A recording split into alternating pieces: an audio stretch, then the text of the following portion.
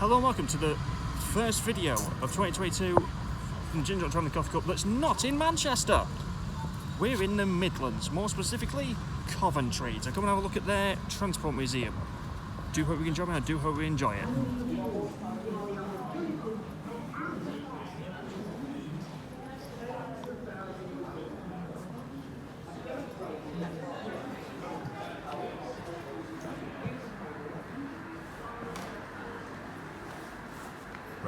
Roll up for the stupendous sensation of 1910. It's the trip to London, a thrilling contest that hits every mode of popular transport. It's actually crazy to believe that, like, at one point, Coventry was the UK's Detroit. I mean, it was Motor City for the UK. I mean, it's had a couple of interruptions, most namely the First and the Second World War, but Coventry built everything that you see in this museum. Let's go to the first of those interruptions, shall we? World War One.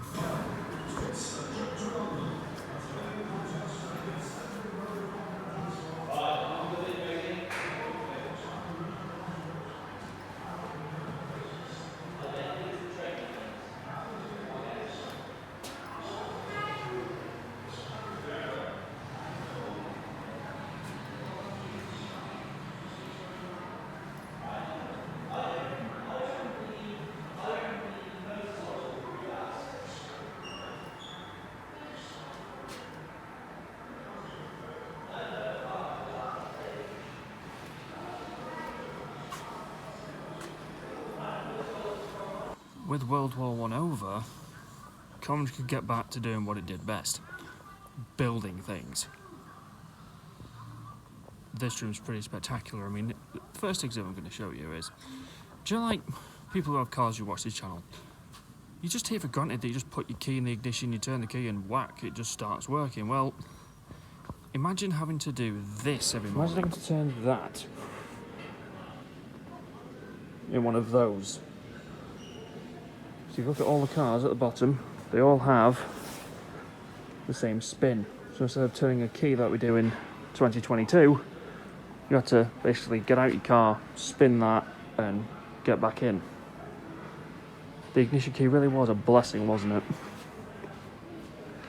And what I love is the background over this as well.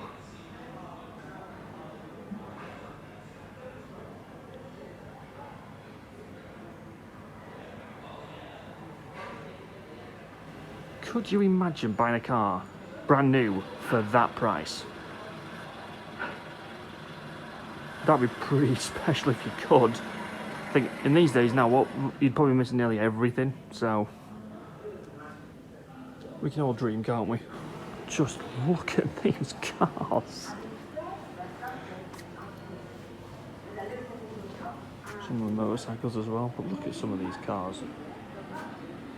I was putting that in your driveway now. People look at you like, what on earth have you just bought?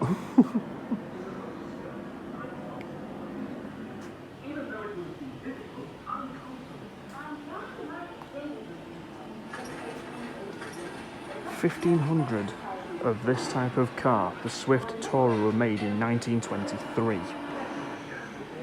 Most car dealerships, most car makers now probably make 10 times that.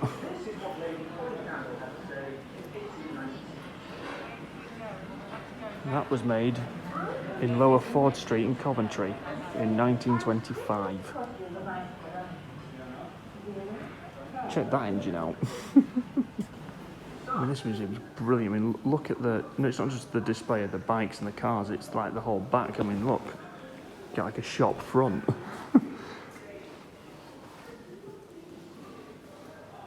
Because I've come on a Sunday, it's quite quiet actually. It's just lovely just to walk around and see what Coventry once did build.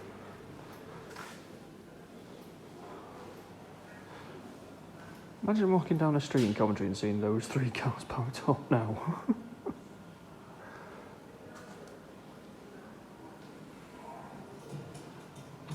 With World War I over, Coventry could get back to car building. Now, is it me?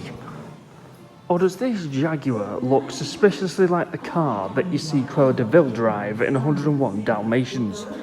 I mean, seriously, just change the colour of the car to white and black and you've pretty much got the car, right?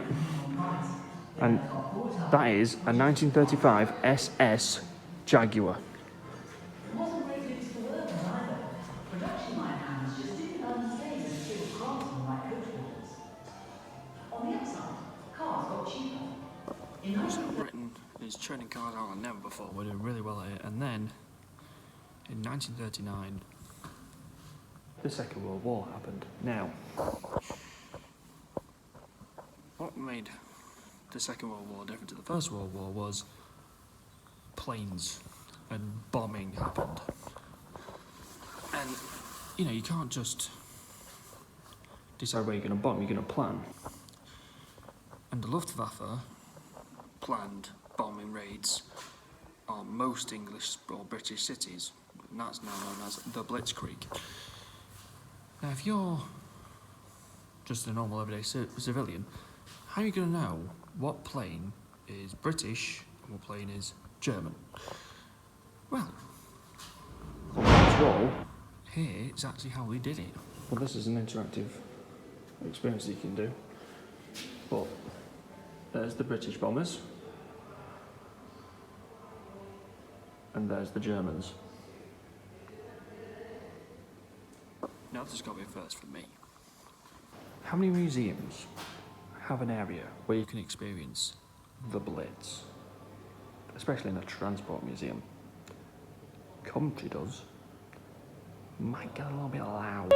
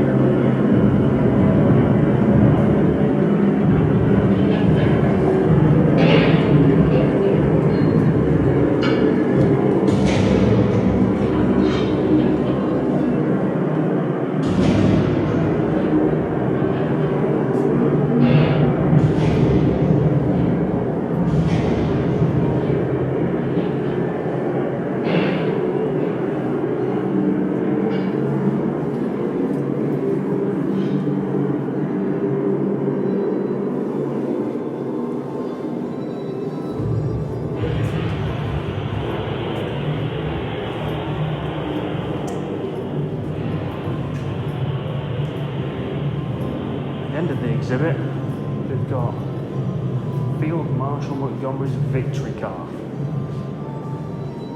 And there it is, with Winston Churchill in it as well.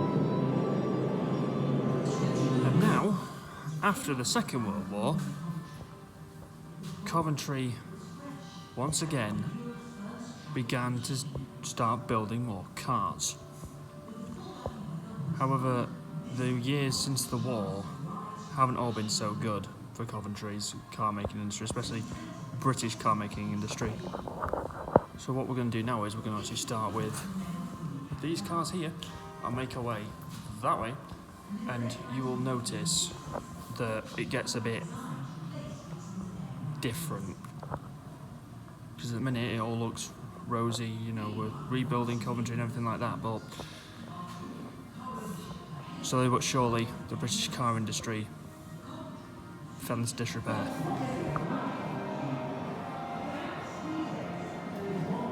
See, quite rightly, Motor City, UK. America's got Detroit, we've got Coventry.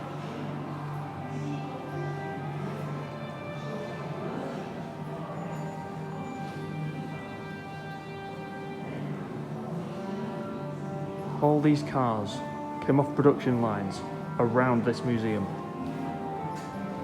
It's pretty impressive, really, isn't it, to think that we once were a car-making powerhouse.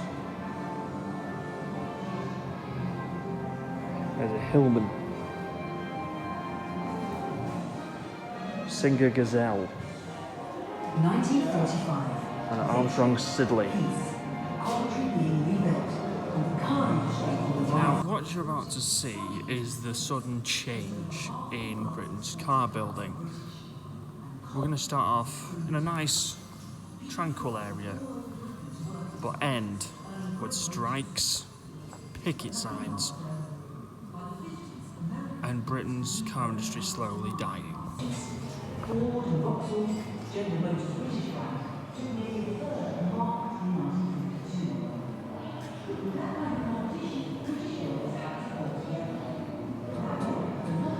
Now who's ready for some picket signs?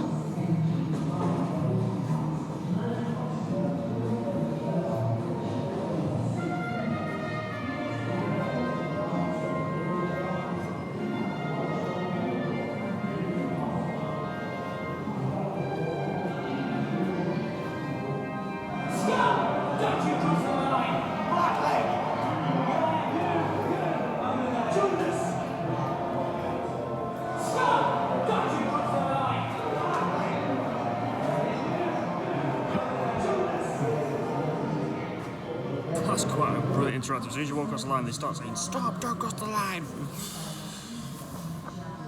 Now, what you're about to see is what happened when the British car industry went bump.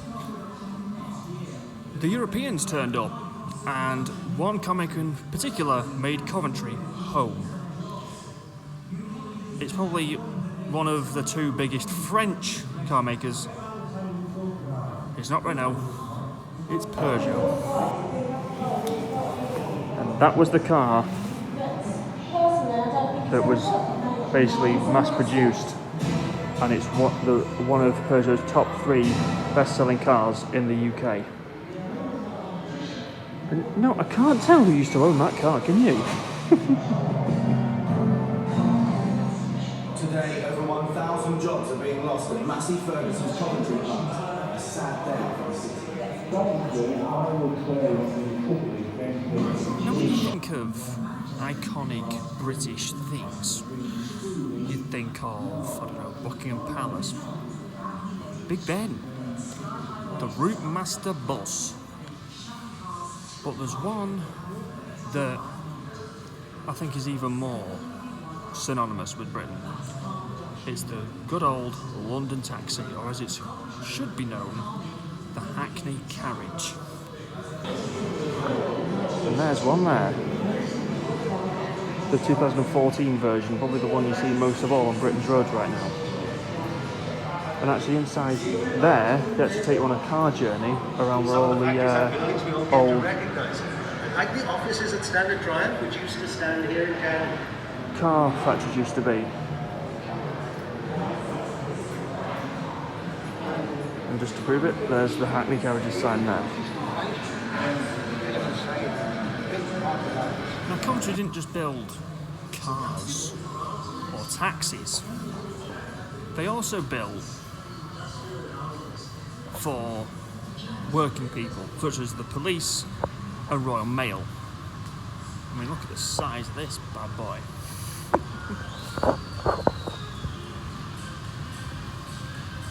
What we're going to go down now is all the different vehicles they made for basically the working men and women of this great country. There's a 1972 Morris Minor post office van. Bit different to the ones you see these days though, isn't it?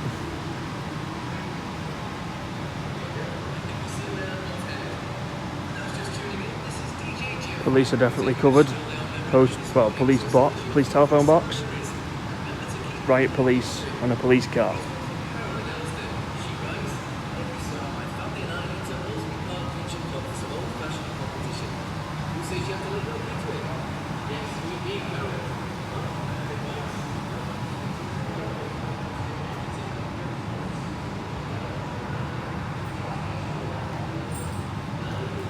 Now, before I came here, I only knew Coventry because of their football team.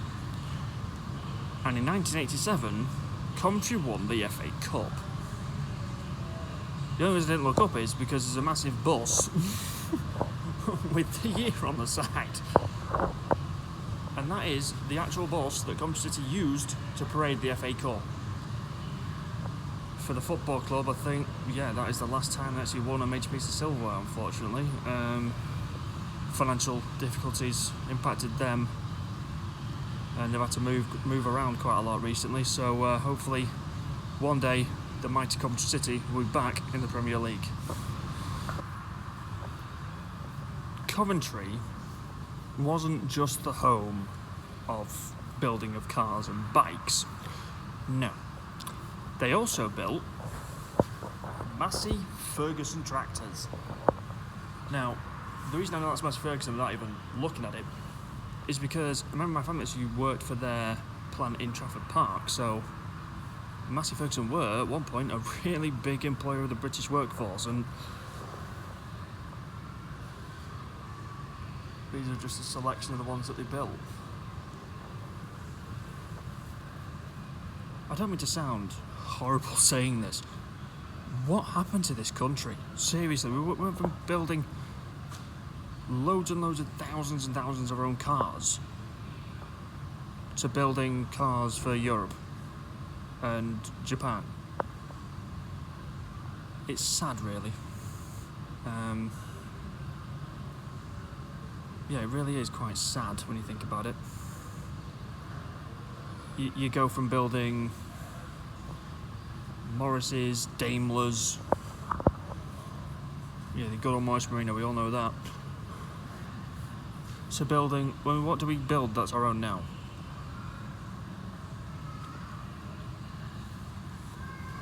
But anyway, on a lighter subject, let's carry on viewing this amazing museum. Let's get to the next part of the museum. We've got to walk through a really nice corridor, and if you like collecting things, you're gonna love this. This is my idea of heaven. Just loads and loads of collectibles. I wish my model trains that looked like that.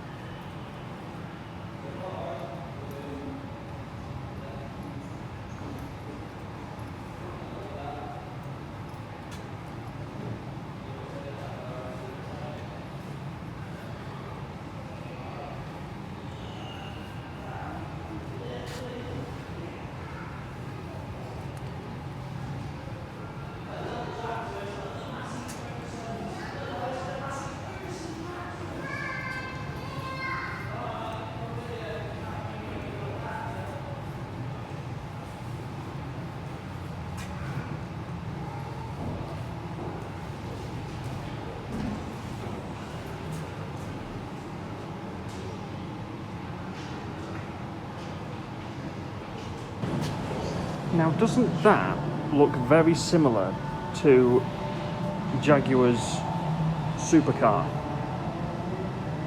Unfortunately, it's not. It's actually the Tasco concept car.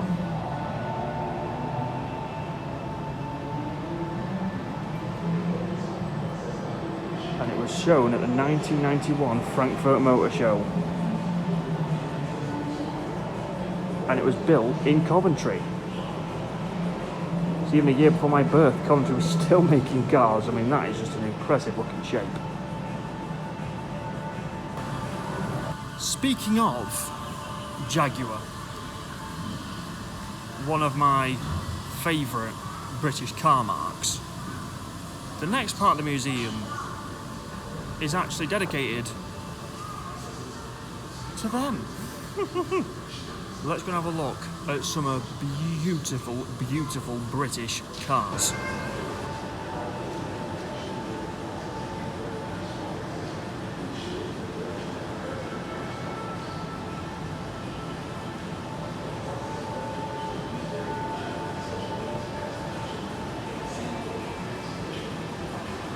Now the next part of the exhibit is the car that I think is the one we all know.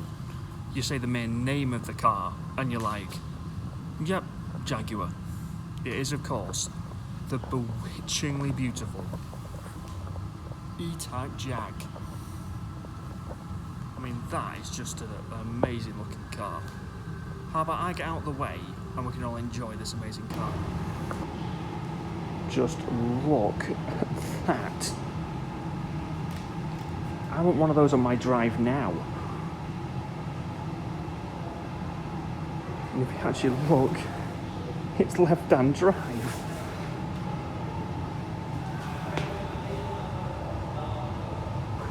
So when you leave the exhibit, you think, oh, that's Jaguar done. Not quite, because there's also another Jaguar here. And I didn't actually believe one was still in existence. It's the Jaguar. Oh, it's one of Jaguar's F1 cars. Now Jaguar, sadly, are no longer in Formula 1 anymore, but you take that car, you paint it blue, you put a bull on the side of it, and you pretty much got what it is now. Yup, Jaguar was sold by Ford to the drinks company Red Bull. So Max Verstappen could have been driving one of these if he hadn't gone out of business. That would have been quite fun to see, wouldn't it? See if he could beat a Mercedes but driving one of these. The Westbrook Museum is all part of like the cars that were built in Coventry that actually won things. But unfortunately, Jaguar never actually won a race. Well, in that case, I mean, Red Bull have won several. But sadly, Jaguar never did. But it does deserve a place here. I mean, it's still a bewitchingly beautiful car. So you look at an F1 car like that and you think, wow, that looks really like you could drive that now. It's got the hands device, it's got rear wings, it's got a front wing. The driver's pretty safe. But if you rewind to 1970, this was one of the beasts that they had to contend with then. And that is pretty impressive.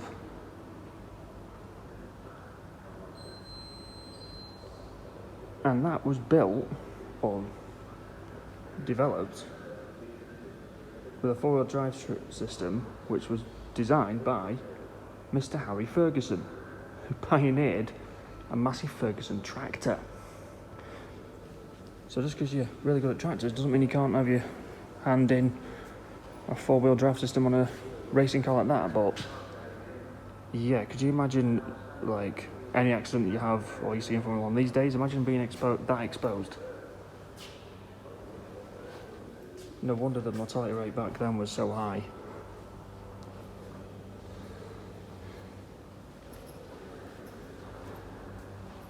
The World Rally Championship. 1980 Lombard RAC race winning car. Or replica of, anyway. Size of those headlights. That's not me saying that alarm off, by the way, before anyone starts going, what are you doing? Look at that. And that is all the trophies that have been won by Peugeot.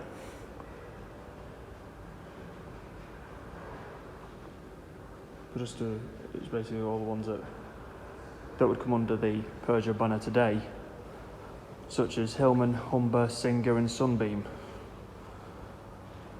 who were all built in Coventry but now all come under the French banner of Peugeot.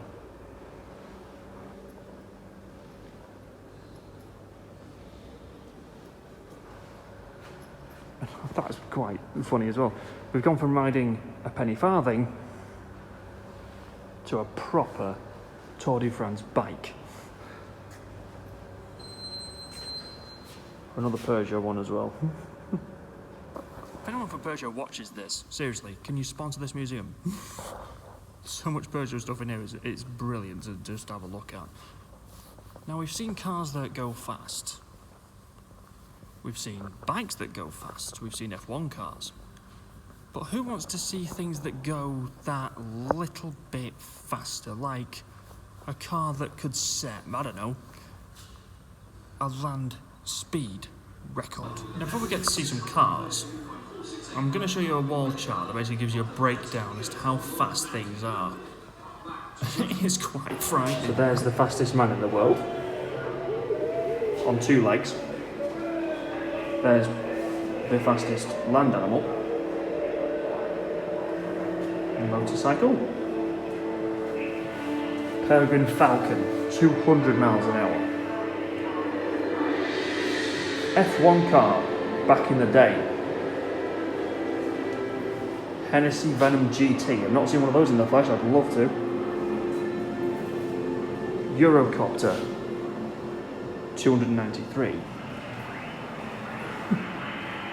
US Air Force X-15. Wow. NASA New Horizons spacecraft. What's your guess? It takes a very special kind of person to If you got that, you were right. The sacrifices are Halley's Comet. money, relationships, What are you careers, thinking? and even life itself have been lost in attempts If to you're become thinking the that, fastest man on then Earth. give yourself a medal. Come What I'm on, going to show now is, over time, just how fast humans want to go on wheels. And then what we're going to do is, the previous two holders and the current holder are literally behind me, but I'm not going to show you them. However, this was all theory. The practice was yet to come. By the summer of 1980, everything seemed to be looking good. Richard Burton had broken Donald Campbell's British speed record with a mark of 249 miles an hour.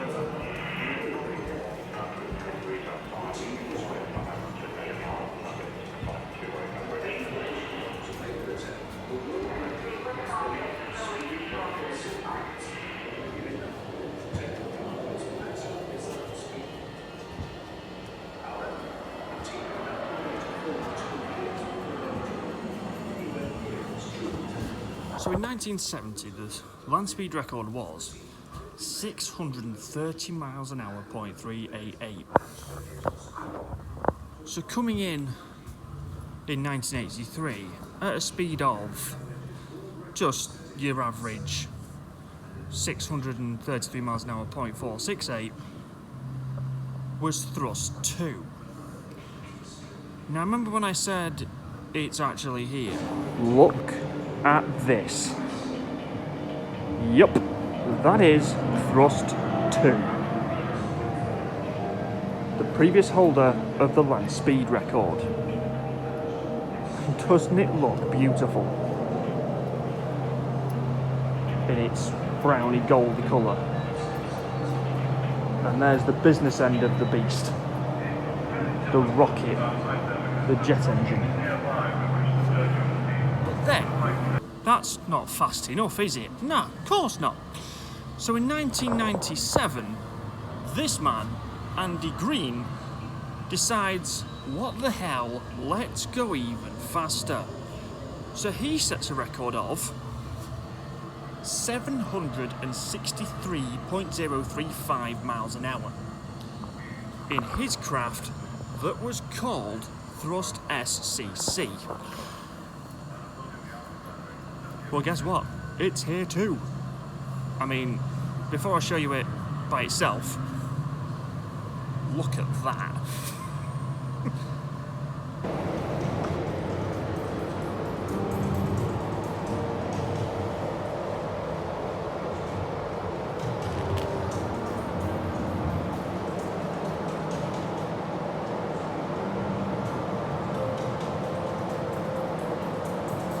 To build a car, or to think of the idea of building a car that's going to go and break a land speed record and be the first car ever to do a supersonic speed, you need something to test, don't you? You need a test bed of some description.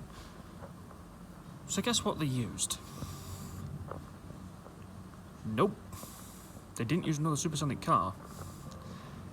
They used a car that is as British as anything. They used that exact Mini. Yup. They tested their theory of going supersonic speed and breaking the sound barrier in a Mini. Now, because of the size of the two jet engines, front wheel steering was advised that it was a bad idea, so hence why there's the steering mechanism on the back, because they believed that rear wheel steering would be best. So they tested it and was like, oh, this is really good, we can get up to 90 miles an hour. Yeah. Supersonic break the sound barrier speed, 90 miles an hour. Honestly, if someone came to me with that idea, I'd tell them to like come back to me when they've got up to a more reasonable speed. But no, that's what they did. They put it into practice, and well, that thing broke the sound barrier.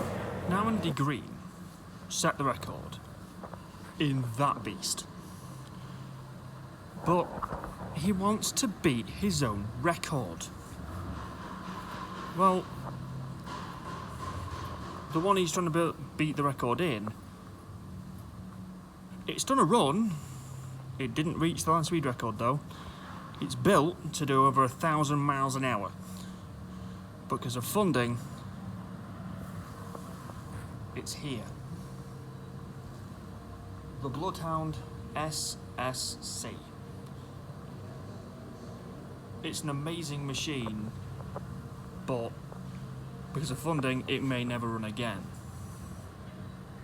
I do hope it does. It'd be pretty impressive to say that Britain holds a record. We may not build cars anymore, but when we do, they go really, really fast. Now I'm in the shop, as you can probably tell. Things should be a bit bigger, but partition wall.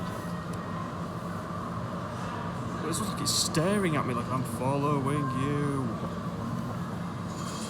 And today, I paid my £14, which is how much an adult ticket is, and I got given this. Now this isn't just for today and goodbye and thanks for the 14 quid. This is valid for an entire year. What a brilliant system. Pay a one-off fee and come back as many times as you want in a year. Genius. And this gift shop's amazing. I mean, check this out. Please don't touch, I'm old and fragile. Brilliant. And that will just about do it for today's vlog here at the Coventry Transport Museum. Quite a nice place to finish really, at the front of something that's broke the sound barrier. But I do hope you enjoyed as much as I have. If you did, please like, share, comment, subscribe, hit the notification button and miss a video. And me and the coffee cup will see you in the next one.